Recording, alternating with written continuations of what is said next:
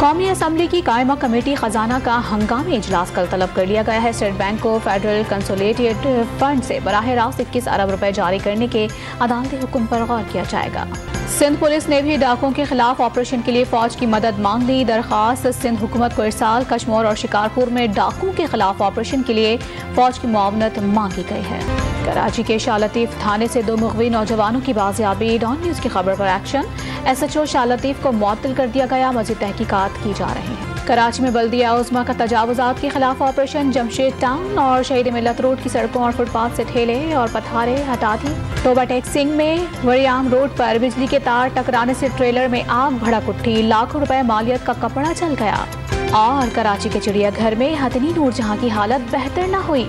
कमजोरी के बायस खड़े होना मुहाल हो गया। माहिरीन की टीम को एक बार फिर पाकिस्तान बुलवा लिया गया।